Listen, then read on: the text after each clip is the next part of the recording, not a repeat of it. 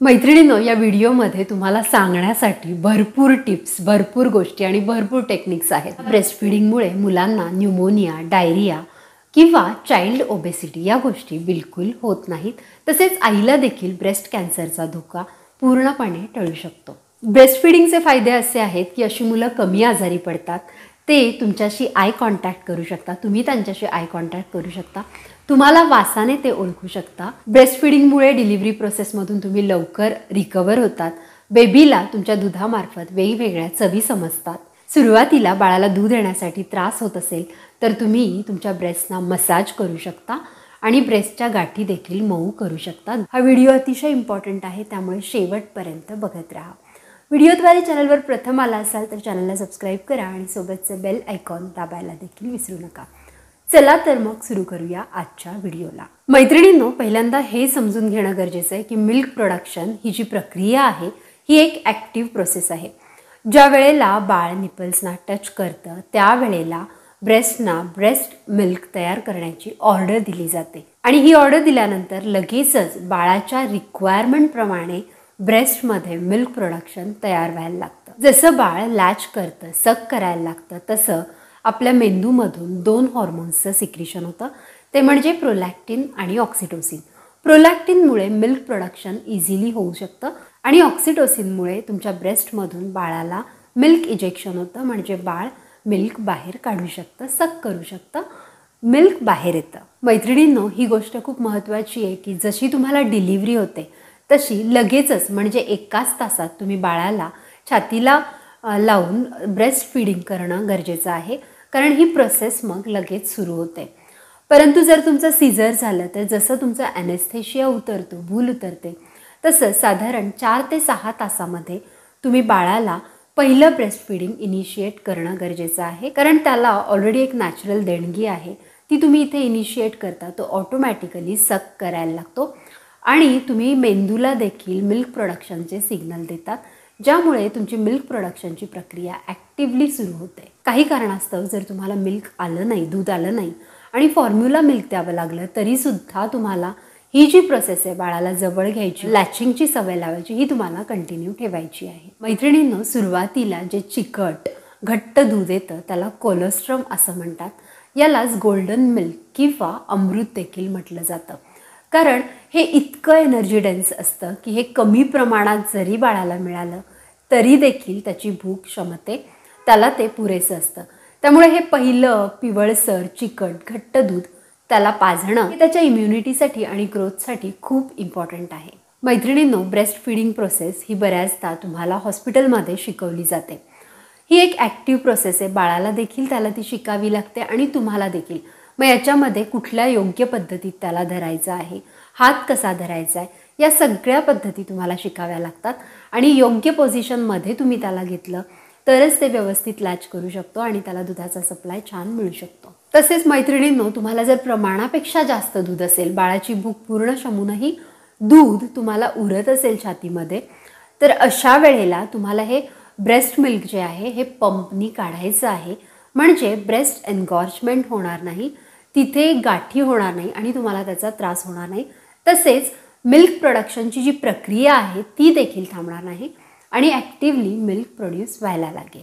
मैत्रिणींनो, या काळामध्ये व्यवस्थित झोप मिळणं गरजेचं आहे, म्हणूनच बाळ जेव्हा झोपतं त्यावेळेला झोपायची सवय लावा। अगदी झोप आली नाही तरी पडून राहा, म्हणजे मेंदूला आणि शरीराला आराम मिळेल। दूध हे 80% पाणीचं आहे, म्हणूनच तुम्हाला हायड्रेटेड राहणं खूप गरजेचं आहे। व्यवस्थित 2.5 ते 3 लिटर पाणी पिणं, त्याच्यामध्ये ज्यूस, सूप अशा पद्धतीचा लिक्विड आहार, कोकोनट वॉटर, या सगळ्या गोष्टींचा तुमच्या आहारात समावेश असणं, मुबलक प्रमाणात समावेश असणं गरजेचं आहे।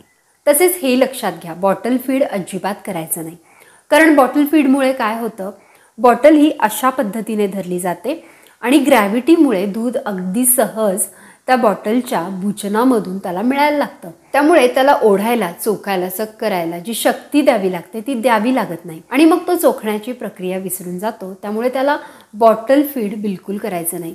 तुम्ही वाटी चमच्याने त्याला फॉर्म्युला मिल्क पाजू शकता गरज पडल्यास, किंवा अशा प्रकारचा पॅलेडे चमचा मिळतो, तर या चमच्याने, या स्पूनने देखील तुम्ही त्याला दूध पाजू शकता। आता हा जो चमचा आहे हा माझ्या बाळाचाच आहे, त्याला मी 6 महिन्यानंतर या चमच्याने पॅलेडेने दूध पाजलं होतं. तसेच मैत्रिणींनो, हे लक्षात घ्या, कुठल्याही प्रकारचा स्ट्रेस आणि पेन, दुखणं, मानसिक असो शारीरिक भावनिक, हे तुमच्या मिल्क सिक्रीट करण्याच्या हॉर्मोन्समध्ये अडथळा आणतात. हे हॉर्मोन्स सिक्रीट कमी झाले की मिल्क प्रोडक्शनला प्रॉब्लेम येतो. त्यामुळे अगदी स्ट्रेस फ्री आणि आनंदी राहा. बाळाशी बोला, त्याला प्रेम करा, लाड करा.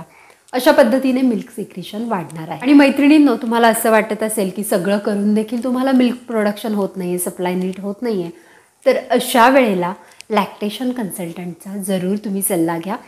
त्या कन्सल्टंट किंवा ते कन्सल्टंट तुमची पोझिशन, तुमची पद्धत, लॅचिंग व्यवस्थित होतं आहे का, तुमचा आहार, या सगळ्या गोष्टींमध्ये काही कुठे चुका आहेत का, या रूल आउट करतील आणि तुम्हाला दूध येण्यास नक्की मदत होईल.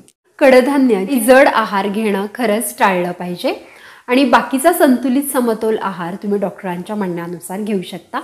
आणि त्याच आहारात तुम्हाला या गोष्टी देखील ॲड करायच्या आहेत. तुम्हाला फक्त 2 टॅबलेट्स आणि 1 सिरप घेऊन अगदी 100% आयुर्वेदिक, एकही केमिकल घटक नसलेला एक छानसा प्रोडक्ट जो मी माझ्या डिलिव्हरीनंतर बाळाला दूध वाढण्यासाठी देखील यूज केला होता, तोच मी तुम्हाला आज सजेस्ट करणार आहे. यात कुठलेही केमिकल घटक नसल्यामुळे साईड इफेक्ट्स देखील नाही. हे प्रोडक्ट मी माझ्या डिलिव्हरीनंतर वापरलं होतं आणि मलाही याचा खूप फायदा झाला होता. माझं बाळ अगदी छान, गुटगुटीत आणि व्यवस्थित दूध मिळाल्यामुळे त्याची तब्येतही छान होती. आता मैत्रिणींनो, ह्या प्रोडक्टची तुम्हाला माहिती सांगते शॉर्टली.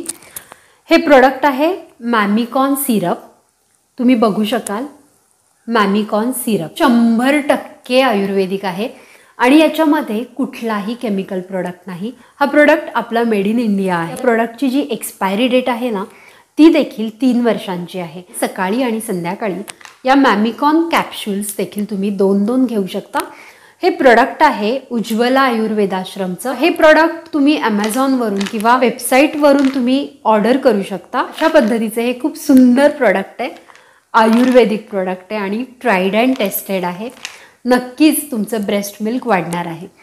याच्यामध्ये तुम्ही हे कंटिन्यू ठेवू शकता. ब्रेस्ट मिल्क सप्लाय आलेला आहे, त्यानंतर थोडे दिवस डिस्कंटिन्यू करून परत तुम्ही हे कंटिन्यू करू शकता. अतिशय युजफुल प्रोडक्ट आहे. दूध येत नसेल तर नक्की तुमचं दूध याच्यामुळे येणार आहे आणि दूध आल्यानंतर मला कमेंट बॉक्समध्ये नक्की लिहून कळवा. त्याचप्रमाणे मैत्रिणींनो, दूध भरपूर येण्यासाठी दूध भरपूर प्रमाणात प्या. बाजरीची भाकरी दुधामध्ये काला करून खा. पपई, तिळाचे लाडू, डिंक लाडू, मेथीचे लाडू, ड्रायफ्रूट्स या गोष्टींचा देखील आहारात समावेश करा. डॉक्टरांनी सांगितल्याप्रमाणे संतुलित आहार देखील घ्या. आशा करते हा व्हिडिओ तुम्हाला खूप आवडला असेल. व्हिडिओ युजफुल वाटला असेल तर जास्तीत जास्त बाळंतिणींबरोबर हा व्हिडिओ शेअर करा आणि अशा छान छान शास्त्रीय माहितीपूर्ण व्हिडिओसाठी नॉलेज बास्केट इंडियाला सबस्क्राईब करा. थँक्यू.